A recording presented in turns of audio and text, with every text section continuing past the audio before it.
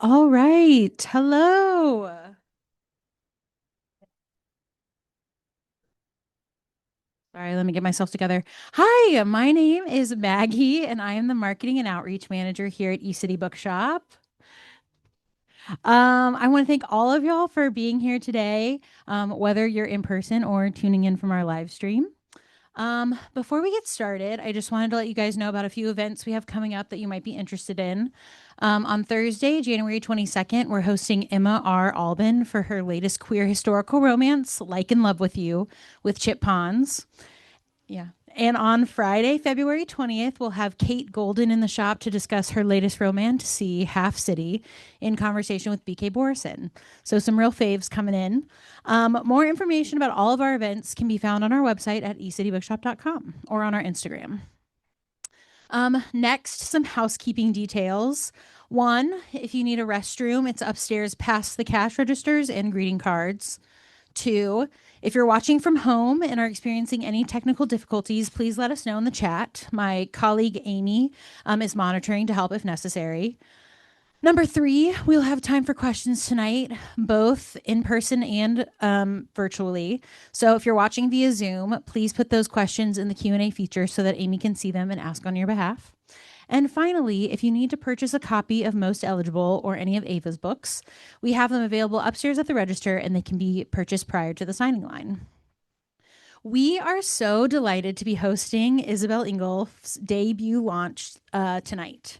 Isabelle has been a longtime customer and book club member at ECB, and we are just so thrilled to see her book on our shelves. Um, I don't know about you guys, but I love reality TV. And so I also love reading stories that like peel back the layers and show romance and drama happening behind the scenes, especially when I know that there's going to be a happy ending. I'm so happy that Most Eligible is our first in store event of 2026 as well. Our conversation partner tonight, Ava Wilder, is the critically acclaimed author of How to Fake It in Hollywood, Will They or Won't They, and Some Kind of Famous.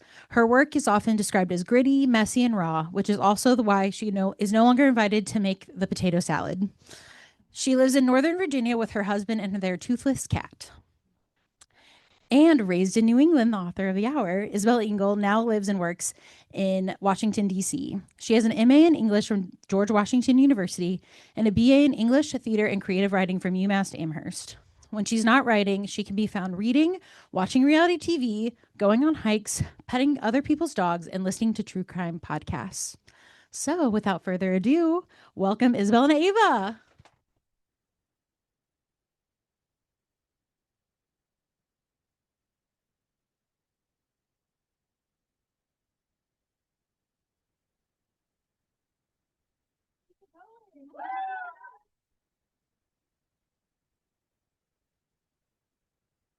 Sorry, we were talking about our Western Massachusetts connection in there and we almost didn't come out. Yeah, I went to UMass Amherst, and I know some of my former classmates are here. And I discovered that Ava also went to college there for a brief moment. So that was exciting. And that's what we're going to talk about tonight. Yes. Welcome, everyone. Thank you so much for coming out. Can we get another round of applause for this is the publication day for Most Eligible. For anyone who hasn't read the book yet, can you give just like a brief elevator pitch? Sure, I practiced this earlier. So Most Eligible is a romantic comedy about an investigative journalist who goes on reality TV to do an expose on the producers. But when she gets there, she realizes that the host of this season of the show that she's on is her one night stand from the year before, which really throws a wrench in her plans. And it all goes from there. It really does. It just keeps going. It just keeps going and we love it. It's just such a delightful read. It's so much fun. And so this is your first published book, but I think a lot of the times, behind the scenes, the journey to publication is much longer than, just one book. So do you want to talk a little bit about sort of like your writing journey and how kind of we ended up here today with this book? Sure. So, yeah, I mean, I guess when I was home for the holidays, I discovered a book called Sadie and Magic that I wrote when I was 8. And it was only about 5 pages long, and I imagine that someone else typed it for me. But I think I've enjoyed writing and reading for a very, very long time. And when I was in high school, I wrote my first novel, which was a real book length book. It probably wasn't very good. But that was, yeah, that was a very exciting moment for me as a high schooler. And then I kind of, What was the genre? oh, it's a good question. I think I said that it was a young adult book, but it was not young adult. I was a young adult. And it was more of like a historical romance set during World War II. And it didn't make a lot of sense. Um, but I enjoyed it. And that's what matters. Yeah, that's all that matters. Um, yeah, and then I think I always kept writing, but kind of tried other genres, and at points kind of didn't like to say that I was a writer. And my mother, who's over there, would be like, "You're a writer. You have to admit that you're a writer." Um, and then, 4 or 5 years ago, I started kind of writing more seriously again, and um, started writing romance, and was like, "Oh yeah, like this is the genre that I enjoy writing, and this is like what I should be writing." I wrote a book set in Western Massachusetts, that I, sent to agents. It didn't go anywhere, but I really loved writing it. And then I wrote this one, and I really tried to have a lot of fun with the process. Just like pack as much like laughs and fun and like hijinks in there as I could. Um, and yeah, in terms of like the publication process, I was part of a mentorship program, which was really amazing. It's called Smooch Pit. Another mentee is here in the audience tonight. And that was amazing. And yeah, and I signed with my agent and then publisher, and it feels like it's kind of been a little bit of a whirlwind since that. I love that so much. And that really is like, I feel like when you talk to people about sort of their first book, they're just like, I just had like a blast writing it and like I wrote it just for me. And that's kind of like usually what ends up working out. Yeah, no, I think that's definitely true. And it was because I think the book I wrote before that was also it was very like personal and kind of I don't know that I'd quite found my voice Mm. yet. It wasn't I think this one's kind of funny. I don't know. I think it's It's I very think it's kind of funny. funny. And I don't think there was as much of that in the previous one. And so like getting to work on this one and like subsequent projects and kind of um I guess develop my voice, but I'm putting that in quotes because it's always evolving. Has that's been really cool and cool that this one is here with us today. So talk to me about your sort of history with romance as a genre. Like, what was your entry point into it? What do you love about writing it? What are some kind of like formative, influential writers and books for you kind of on this journey? Oh yeah, I guess if we want to go way back, I Yeah. loved Twilight, and I loved Twilight. I loved like the Hunger Games, and I think I was of a very impressionable age when books like that were really popular. Um, and yeah, I love those. And I think I always kind of found myself looking for the romance in anything, whether it was like Titanic or Gladiator or like just anything. I was always most excited about the romance subplot. Um, yeah, and in terms of like the romance genre of books, I think I have read romance for a long time, but it's really kind of in the last like maybe 5 or 6 or 7 years that I've really like delved into reading romance that is being published like Mhm. right now, and there's so much of it, and I know it's it's had such such a a resurgence over the past few it years. it's so amazing. And I think like when I was sort of first exploring it, I didn't totally grasp like the breadth of it and just how much there is, um which is really amazing. But it's yeah, and then that's sort of what I've been reading for the last like several years. Yeah. I feel like we've all been like dissociating into romance for the past 5 to 6 years. Yeah, it depends on the mood whether I want like a thriller or a romance, but romance is usually good. So this is set in like a bachelor-esque reality show. So talk to me about that. Talk to me about kind of where this idea came from, how you decided that that was the setting that you wanted to have, and just how this book sort of came to be with this premise. Yeah, well, you said earlier like people talk about their first published book as being like a blast and like, you just sit down and then all of a sudden it's done. Well, not quite, but I don't entirely remember like where the idea for this book came from. Um, I've been a reality TV fan for a while. I like to drop in every couple seasons of like The Bachelor and see what's going on. Um, and I think that the idea for this book was originally like, what if someone died on The Bachelor? And like that's not where it goes. So if you haven't read it, like there's no No, but there is some life in peril for sure. there are some potentially like deadly group dates. Um yeah, but no murder. I'm sorry No. if that's a spoiler. Um so that was I think where the idea kind of came from, but I don't think I got very far with that like version of this of the story. But I liked the idea that someone would be on, and I'm saying The Bachelor, but like in the book it's not The Bachelor, but that someone would be on reality TV who just does not want to be there, because that was the most interesting, I think, entry point for me into the book, was having someone who's like kind of up against her situation, like grading against the system that she's also like trying to work within and win at, basically. Um and so that was kind of like where I was coming from. And then I spent a long time thinking about like, why is she actually there? Like, what's she investigating? Um, and yeah, and then I guess at some point I had the idea that she would have this like past with this, um, the host of the show. I don't totally remember where that came from, but he is a country singer. I'm a huge country music fan. Um, yeah, and I also really wanted him to not totally want to be on the show either. So they both have this kind of little connection that they're exploring outside of their other connection. I love that. I feel like reluctant, anytime they're reluctant, it's like Yeah. that's what it is. Yeah. And I think sometimes when I watch reality TV, I think, what, like, I'm like, if I were on reality TV, would I want to be there? Probably not. And I feel like I don't know. I don't know what would possess me to want to be on reality TV, Yeah, but no, I feel like it would literally be a nightmare to be on reality TV. And I got that experience in the book, I think in the way that you intended, where it's like you're in this kind of very like manipulated situation that you're just like completely out of control of everything that's happening.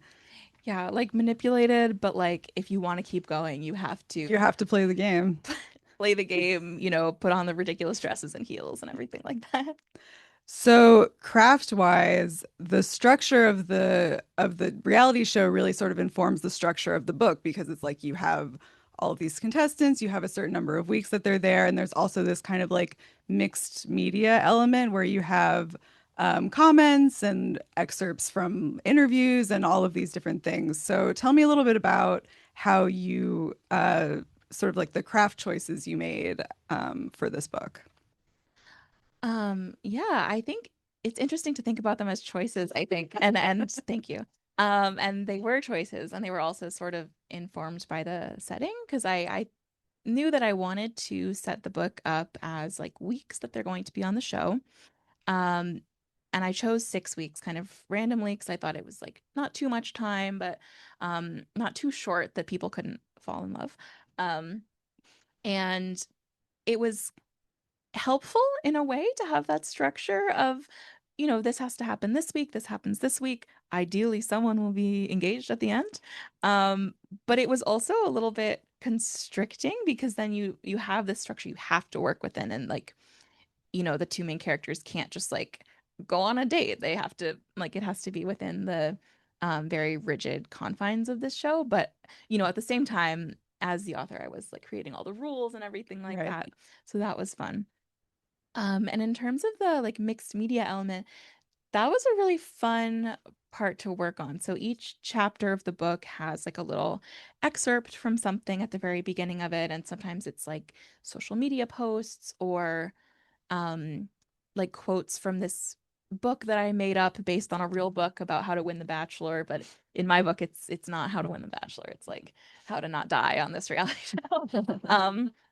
And so that was really fun. And those were, I think, some of the first things that I worked on in the book. So I was like, it's like sink or swim, like you're gonna get stabbed in the back. And it was like very dramatic and just fun to kind of just think about all the crazy things I could put in there.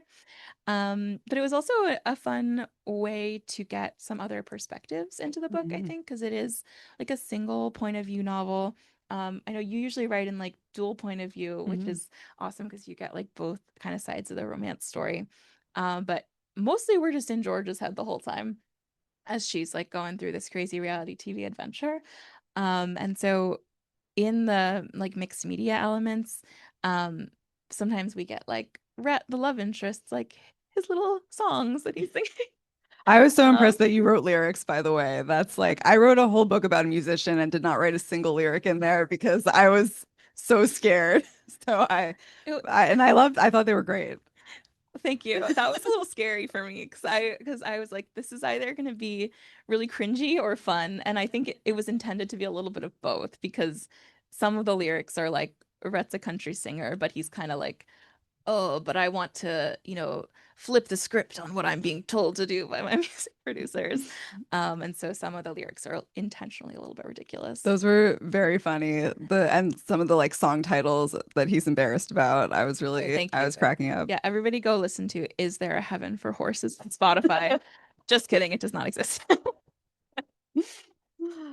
So speaking of the other perspectives, another element of having it in this reality show means that there are a lot of other characters involved. This is a big cast. You have the other contestants, you have the people who are working on the show. So how did you kind of balance that to make them all feel like distinct and interesting characters, but not have it feel like they're kind of overwhelming or like pulling focus from sort of the main story? Because I thought you did a great job with that. I was rereading it in preparation for this and I was like, damn, she really nailed that balance. Oh, thank you. Well, that's a big compliment. Um, yeah, so in the book we have like the other contestants on the show. So there's a lot of women contestants. There's some producers, there's the main characters like best friend slash boss, and there's I think that's it. Maybe some assistants on the show as Mhm. well. Yeah, I had a blast writing the side characters. They're like my favorite part of the They're so book. fun. Don't tell the main character. I love them too. But I think something that I loved about writing the side characters and like writing side characters in general is that I felt like I could have a little bit more fun with them. Because you're not in their head, you're not worried about the ending they're gonna get in the same way. Um, and so yeah, like some of them are just a little bit like larger than life and they're a little off the walls and they're doing wacky things on these group dates or they're, you know, picking up contestants and being like, I'm gonna take you to the hospital now. Um, and so that was really it was really fun to work on those. I think in terms of like worrying about them pulling focus, I don't know that I thought about that much. And then when I was like working on the like revisions of the book with my editor, we added some side character development. So um to give some of the characters like a little bit more of a resolution at the end, and to make sure that not everybody, but like that a lot of people had their own like happy ending in addition to the main happy ending of the main couple in the story. And I felt it's very satisfying. Like you really do feel like everyone it all wraps up for everyone in like a very satisfying way. Thank you. The ending was kind of a pain. Did the ending Um, change? Was that it always the ending? No, I I won't don't know if we should spoil I it, but what I can will you say, yeah. there are parts of the ending that were always the ending. Okay. And I think once you read them, maybe you'll be like, yes, that one. That's like the best ending.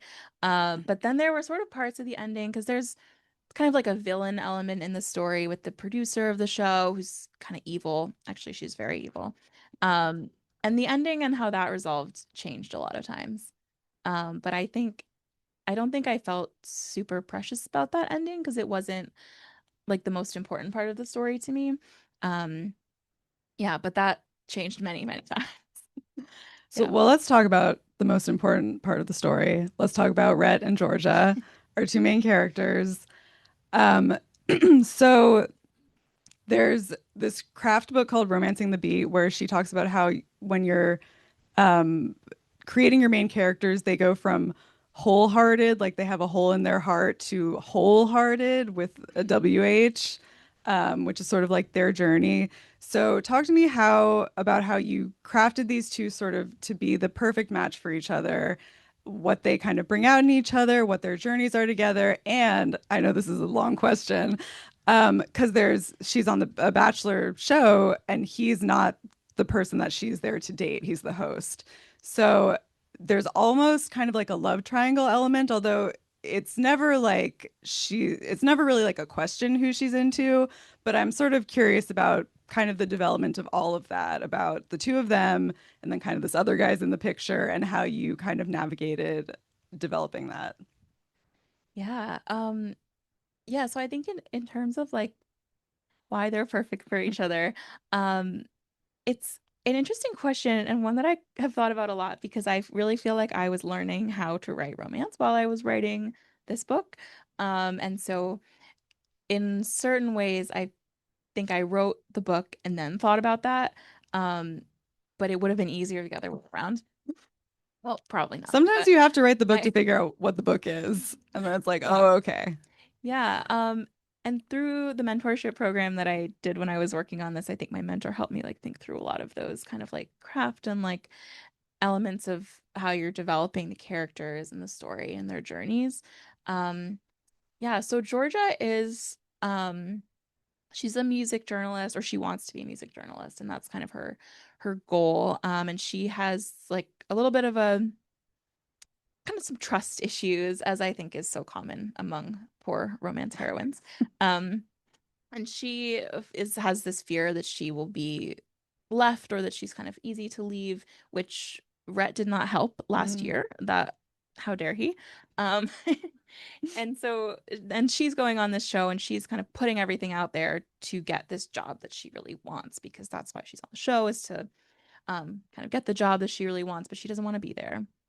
And Rhett, I think that his wounds or like his the hole in his heart was a little easier for me to see from the beginning in a certain way.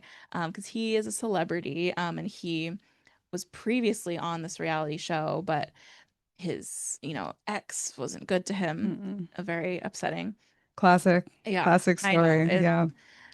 Um, and I think his kind of wound or what he's overcoming is like he doesn't know when to trust if someone's being real or like just kind of reacting to him as a celebrity. Mhm. Um, and it really doesn't help with trust issues when the woman that you're into is one here to date another man and also is lying to you about the reason she's there for like most of the book.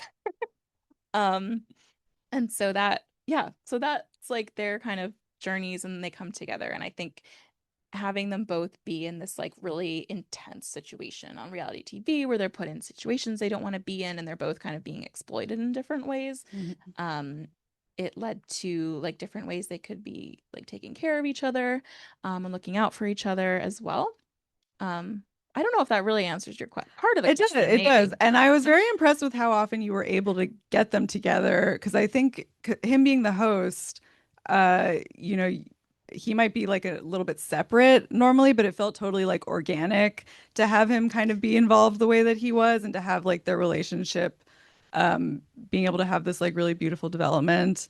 But I do want to talk about Roland Yes, because can't forget Roland. I'm curious if you ever considered having him be like more of a contender. Yeah, so if you have not read the book, Roland is America's most eligible bachelor, and he's the one that all these 20 women are there for. And he's like, if you've watched Joey's season of The Bachelor, like think of Joey, but that's not who I based him on, even though they're both tennis players. Um, he's a little like goofy, he's a little innocent. If you can't tell, I like him a lot. No, he's great. Um, I had a blast with him.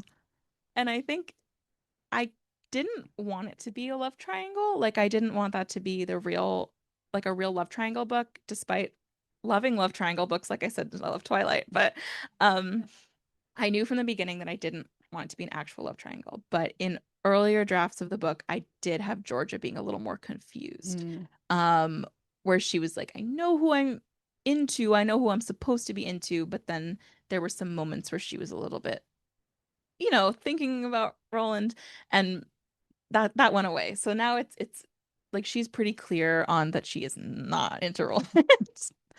Um, and yeah, and I think love triangles too are like they're I haven't read that many like contemporary romance novels with like a legitimate love triangle. Um, I would love to, but I think it's something that that's not where I totally wanted to go with this Mhm. book, and I think it would have required like a little bit more, um, just some space that we didn't have, you know? Yeah. I think you Yeah. were really able to get sort of the love triangle energy, angst in there, even without Thank having you. kind of like the emotional side, because it's almost like Yes. fake dating The wrong elements. person. Yeah. Yeah. And there's a part, again, no spoilers, but there's a part at the, what are they, the honeymoon suites Yes. there where it's The like honeymoon. it's you really just like are twisting the knife in there, and it's like Oh, thank you. it's so good. Yeah, twisting the knife, I complimentary. thank That's how you. you want to I mean, feel towards the end of a romance novel. It's like, damn. And yeah. not a spoiler, but it's like it's just one of the many moments in the book where Rhett, the real love interest, is watching Georgia pretend to be in love with this other guy. And I ended up moving the part that you're talking about further later in the book. And I wrote in a comment to my editor, I said, I think this is more devastating Yes. here. And she Yes, said, yeah, it it is is. so devastating. When I got to it again, I was like, I'm like, so good. Thank you. So what is the secret to writing amazing chemistry between characters? Because that's kind of like why we are all reading romance, is like that's what draws us in. So what do you think, both as a reader and a writer? Like what are you thinking about when you're going into writing it, and what in another book makes you be like, yes. I feel like I could ask you the same question. If you haven't read Ava's books, they are incredible. And she has some excellent chemistry. Um, it's a good question. I think as a reader, I really love moments when characters surprise each other. Mm, Um, and whether that's in a big way or a little way, like the other character says something that's a little bit surprising but also makes total sense.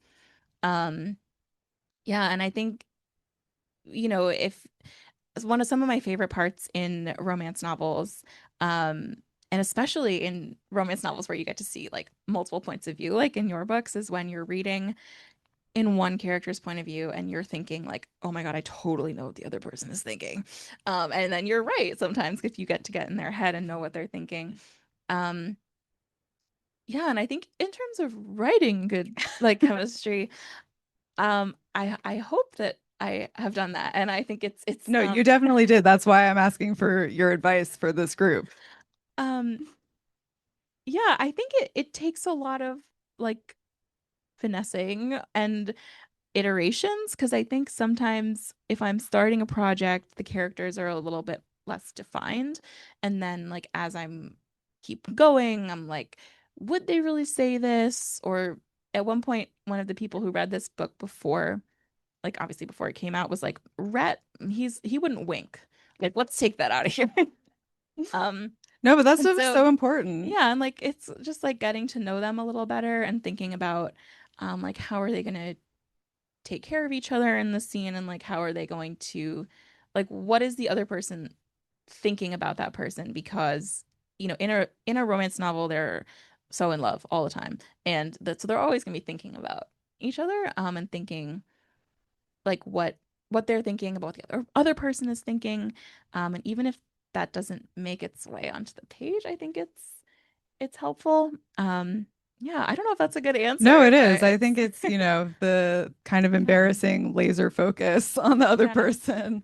yeah. And I think, writing a romance novel gives you like room to do that because it's all about the romance. Yes. And it's fun to kind of get in their head, and like I think also if you have a character who's like, for example, George is a little self-conscious at times, that lends itself to thinking about like what the other person is thinking about you, or what they're thinking about other people, and like having that like internal monologue can help a little bit with that, so that when you get like this dialogue or like the scene between them, you kind of know what's going on in both of their heads a little bit. No, and I thought for single POV, it's a lot more challenging, I think, to do that in single POV. And you I did a couldn't really, imagine a writing great job. from a man's point of view, so I feel like it's the opposite. But thank you. I mean, it's like, as they say, romance is fan fiction about men. So it's like that's I've never kind heard of that actually, but I love it. um so was there anything about the writing process that surprised you? Um, oh, that's a good question. Yeah, I mean, I guess there's been a lot of things about like publishing process that have been surprising, and I think there were parts of working on this book where I was surprised by how hard it was. And I mean, yeah, it's gonna be hard. So yeah. Um, I think I was surprised, like when working on the book, I ended up making like the villain character like a lot more evil than I initially intended, which was interesting. So that was a little bit surprising. And I think I was also really delightfully surprised by some of the side characters that we talked about, because it sounds kind of like woo-woo magic-y, but they kind of just kind of popped up, you know? Yeah, no, it's Um, true. yeah, and They'll surprise you. it was fun, and I think seeing like how those storylines evolved was I'm not really like a plotter. Like I don't plot out before I write so much, but I obviously like the main characters are gonna get together. Sorry, spoiler. But seeing how the side characters would develop and where their relationships would go was a little bit more of a surprise because like there's no promises for how things turn out for the side characters. And then I won't say more about that because it could be a spoiler. So yeah. Um, so speaking just generally about the process of writing this book, we were talking back there about how you have a day job. A lot of authors do. I do too. So how do you what's kind of like your writing routine like? How do you sort of balance everything you need to do? Do you have like the time of day that you write? Do you have a certain place that you write? Are you like total chaos? How do you make it happen? I it is challenging, and I think like when I wrote this book, I was in grad school and I was working part-time, and so my schedule was different than like what it is now that I have like a 9 to 5 job. Um, yeah, and so I think like it was a little bit easier for me to carve out time when I was working on this one. Um, and now I'm like working on my second book, and it's been really challenging actually to find the time. And I think also because I kind of like to like get in the zone and then not get up for like 5 hours. Um, and so it's a little harder for me to like steal like 15 minutes here or there to work on stuff, but it's also been yeah, I don't know. It's been like good to kind of develop that discipline a little bit. Do you have Yeah. any rituals to like get in the zone? Like, do you listen to music? Do you have like a snack that you like? I love to drink tea. So Mm. I drink tea. I cannot listen to music while I'm writing, or sometimes I can, but it has to be like a repetitive playlist. Mhm. Usually I prefer like white noise, like in a coffee shop or something. Bonus points if the people next to you are like having a really interesting conversation. And then I'm like, well, I can't right now. I have to listen to what's gonna I know happen. you gotta put that in the book. But you know, sometimes. Um, yeah, but yeah, it is definitely challenging to have a day job and be a writer, but I think that is what, you know, most people are doing. And it's also, I think it's nice to have times when the writing is not what I'm thinking about because then you can like come back to it kind of refreshed. Mhm. Um, so as a debut author, I don't know if this is your experience, but I think probably one of the main questions you get asked is this book about you? Which you would think, I mean, I thought that writing celebrity romance meant that I would not get that question. I get it a lot, I'm sure. So I'm sure you are also getting it, even though you've never been on The Bachelor. Um, Or have I? or I have not. or will you be? No. Um, but inevitably, of course, you know, pieces of ourselves end up in our characters. So how would you say you are most like Rhett and Georgia, and how are you least like them? I love that question. Yeah, I think especially if it's the first book that you're publishing, Yes. that's a pretty common, and I think that about like sometimes I'll read someone's first book and I'm like, oh, I wonder if that's, you know, something from their life. But I feel like the book that I wrote before this that nobody will probably ever read was more uh, about me a little bit. Um, but yeah, at one point I was talking to my mom about this and we were talking about how like so you know sometimes people pull in things from their lives and she was like, well, do you go around hiding naked under people's beds? um, because that is something that Georgia does in the book, and I have not ever done that. Um, thank God. Yeah.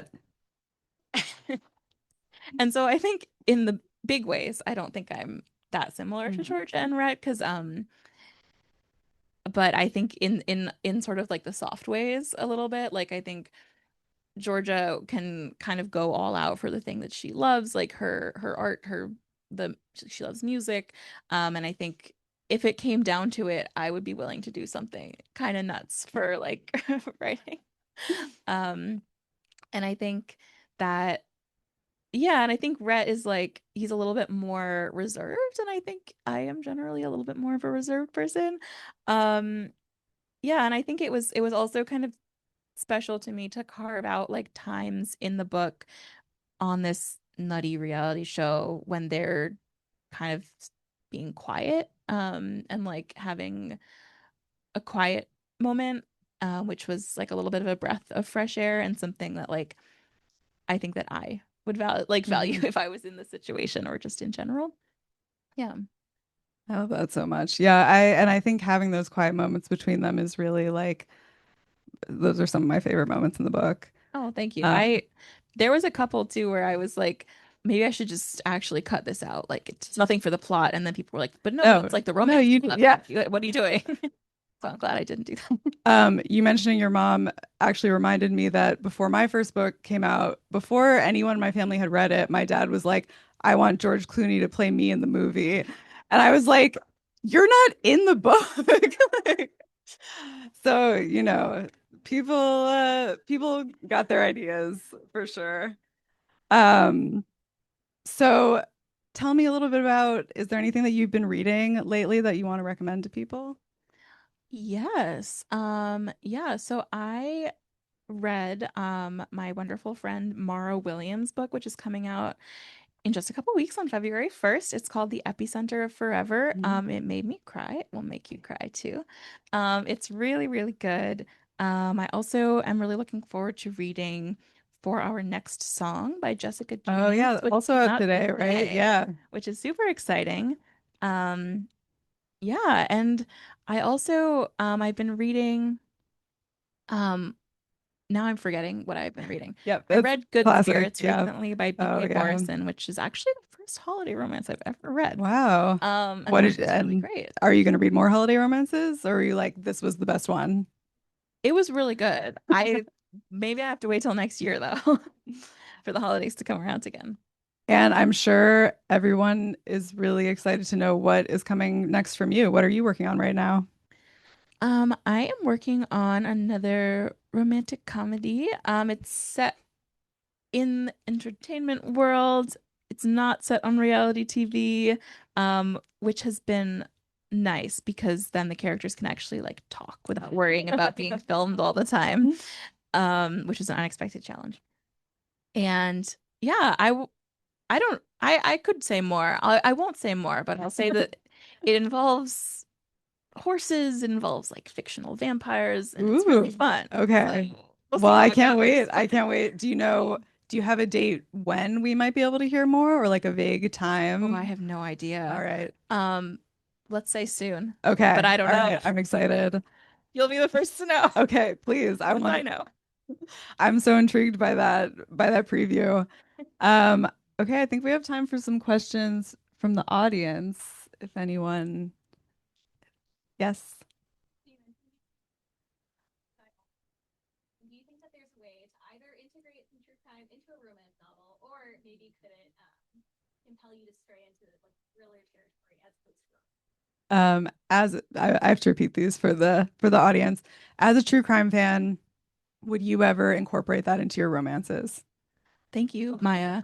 Um, well, let me recommend to you a great book called Love in the Time of Serial Killers by Alicia Thompson, which is a romance that involves some true crime. I do love true crime. I especially love the podcast My Favorite Murder. Um, yeah, and I think sometimes when I meet authors, like if I met a romance author, I would think that they only read romance. Just I don't know why. I love reading like thrillers and like kind of I feel like you have more. to read, it's Yeah. it's easy to get a little burnt out on it, Yeah, especially when it exactly. becomes your job now. Like this is Yeah. stressful now. I need I need the, the suspense, scary murder stuff sometimes. So would you write a thriller? Yeah. Um, I would play around with it. I don't know. I think I do love the romance, so I think I would always need to have some romance in in the book. And in terms of true crime, that is a very interesting question. I will think about that, but I think there's definitely some room for that in the romance genre. Yeah. Yes. What is the most fun part of the writing process for you?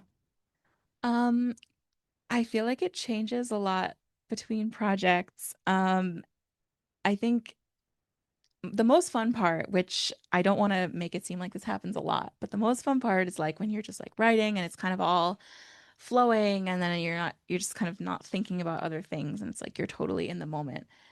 That doesn't happen all the time. In fact, not most of the time, I would say, for me anyway. But when that does happen, it's really cool. And I think when there's moments where like the characters kind of surprise you a little bit, um, and you just go in a different direction, those are probably my favorite parts. And I think that occurs more in like the drafting process, so like the very early stages. Um, and then I also sometimes enjoy editing, but I think I like the drafting a little bit more.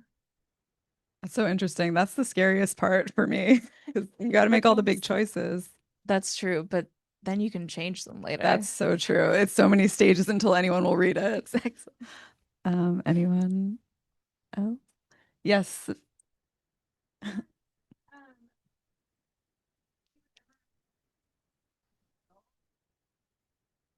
kind of like a behind the scenes book of The Bachelor. And what other kind of research did you do? What did you watch as kind of like adding to your kind of how you put the story together? Have you ever seen the show Unreal? And what other research did you do to write this book? That's a great question and something I totally meant to talk about. So thank you. Unreal is a great show. It's kind of like a behind the scenes on a bachelor-ish show. And I've watched a little bit of it. I haven't watched the whole thing. Um, I would like to think that my hours of watching The Bachelor were research. And I read a few nonfiction books about The Bachelor as well, which were really interesting. There's a book called How to Win The Bachelor. If you're ever thinking about going on The Bachelor, you should check it out. Um, so that was interesting just to learn more about like the structure of the show and like how things worked. I also spoke with like a few former contestants, which was cool. And like it was cool to kind of learn that like, yes, it's all fake, but there's also parts that like are not all fake. Like when they're actually meeting for the first time, sometimes they're actually meeting for the first time, which was a cool little insight that was true in one case. I don't want to say that's true across the board.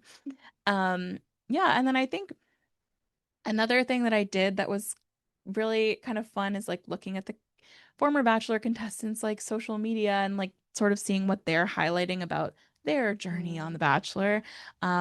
Which one of the most kind of inspiring things to me from real life Bachelor to writing this fake Bachelor book was seeing how there are these real connections that are formed, like especially between like female contestants on the show. Um, like they're forming real friendships, even though they are being pitted against each other, and fighting over one man. Um, and I think that that's real anyway. I obviously don't know, but that was really cool and kind of seeing how sorry, I don't know if this is giving feedback, but seeing how that was like developing was very inspiring for writing the book. Well, and the attention to those friendships definitely came through in the book. And everyone really is leaving quite the paper trail after being on The Bachelor. It's like you can go down a lot of different rabbit holes. Yeah, there's a lot of information out there. Other question? Yes. Online audience, any small details that were significant in building out your characters, like picking their names, music tastes, anything like that? Were there any small details that were important in building out your characters? Oh, that's a great question. I think characters' names is like an especially interesting question because I feel like sometimes, I don't know if it's the same for you, they're just named what they're named. And then I'm like, is that even a real name? Um, like Rhett, I didn't name him after Thomas Rhett. I do like Thomas Rhett's music, but that was just his name kind of from the beginning. I think George's name was a little bit more intentional and also a little bit like serendipitous because there's so many songs with Georgia in the title.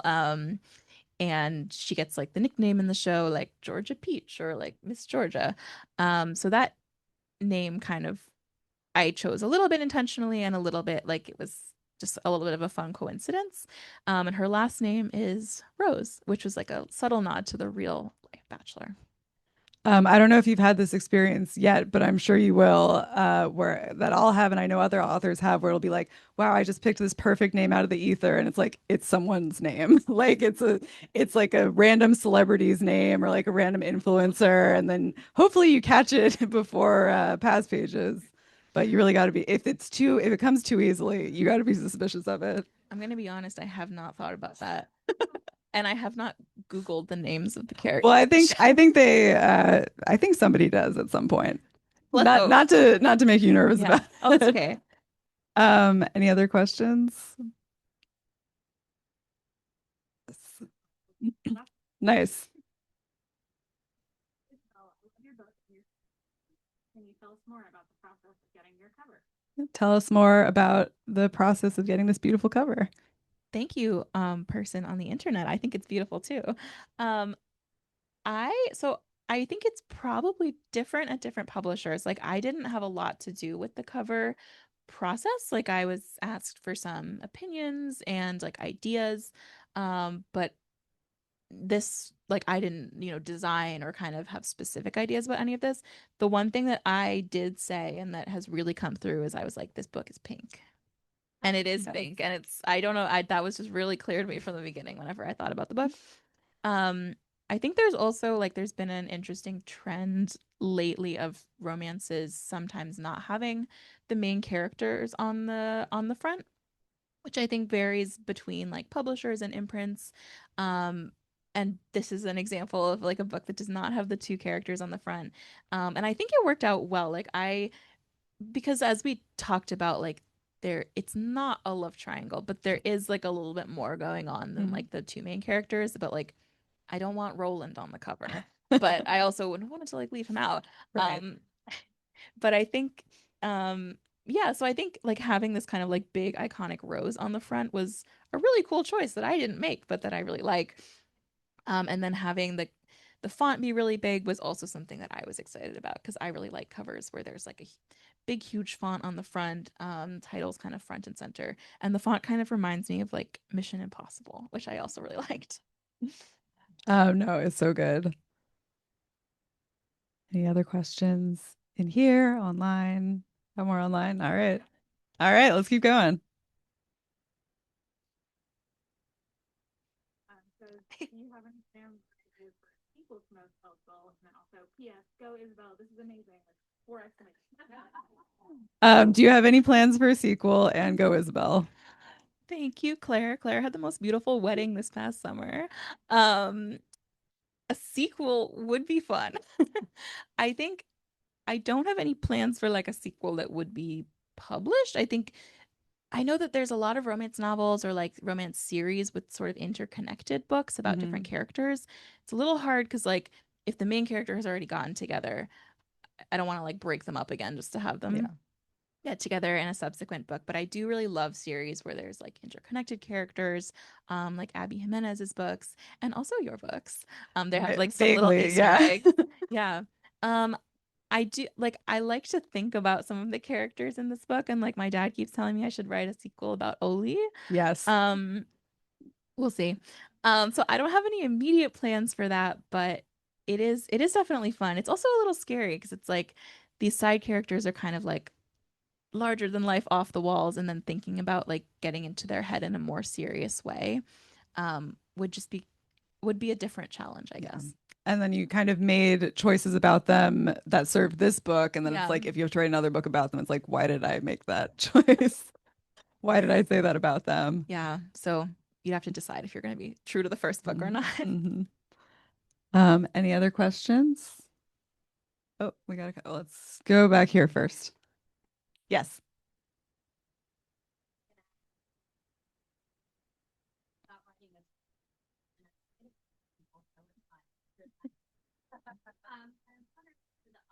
hear if there's any kind of Easter eggs that you could share, like a name or a funny scene that, just for us to know and be in on the secret. Are there any Easter eggs that you can share? This is a good question, and I'm thinking about the book now. Yeah, I think I mean there's definitely some things in the book that I wanted to put in to kind of intentionally poke fun at like country music. Because I'm like a low-key country fan. I like some country, but not all. And I think there's parts of it that lend themselves to um making jokes a little bit. And so that was kind of a fun part to write about. Um yeah, so I guess that is my answer. So if there's like little funny moments that are like you're like, "Oh yeah, country music," like haha. Um those were very fun to write. Yeah. And yes.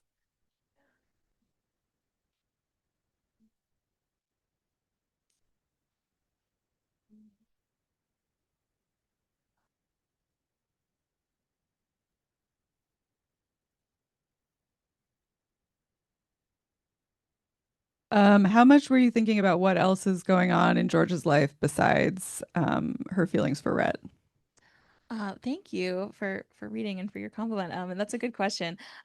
It I actually feel like when I wrote the book at first, I was thinking more about the other things than the romance. And then as I was like developing it and revising it, I added a lot of like them together, um, and like kind of added on that romance. But I also was interested in the ways that like the other things going on are impacting their relationship. Um, like if you're falling off a Ferris wheel, for example, just like to take a random example, like how is that going to then later like impact what they're talking about or like how they're like caring for each other in that scene. So it was fun to balance both, I think, because like it gives them a lot to talk about and it also kind of puts them in like situations that are like unique and pressure cookers that kind of develop the romance a little bit. Yes.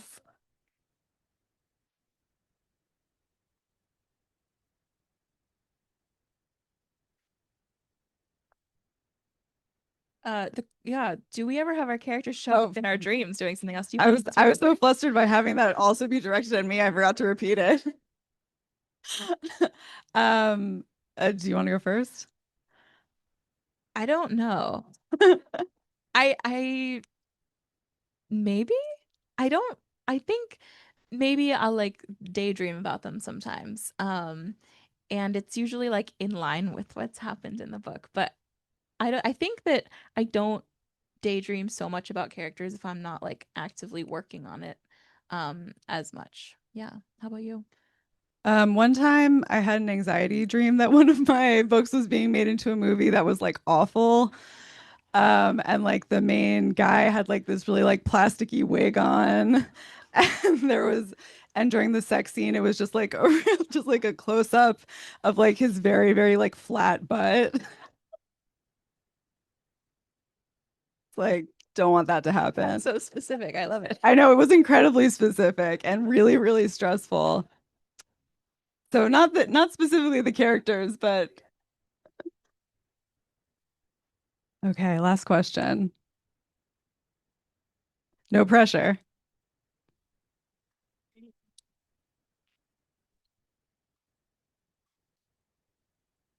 Who would you cast in a movie adaptation? Oh, that's a great question. And I think I'm gonna kind of like answer it, but also not answer.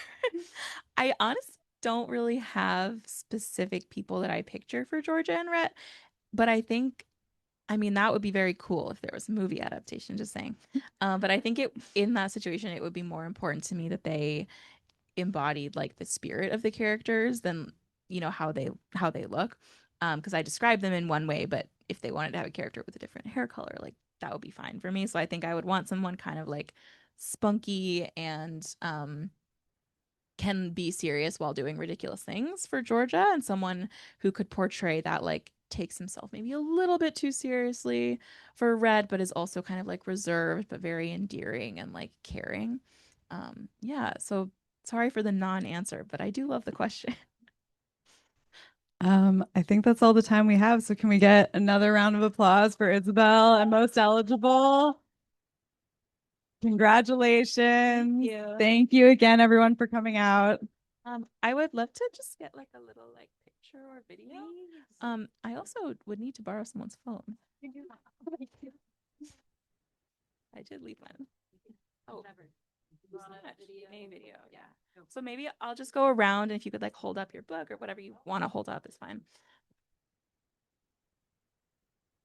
Okay. You don't have to make noise unless you want to. Oh, okay. Make noise. Okay. 1, 2, 3.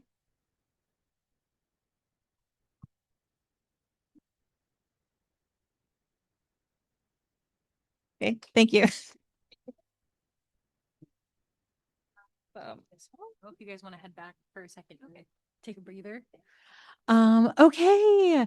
Thanks again. I think we can do another round of applause for Ava and Isabelle. That was amazing. Thank you guys so much for joining us tonight. Thank you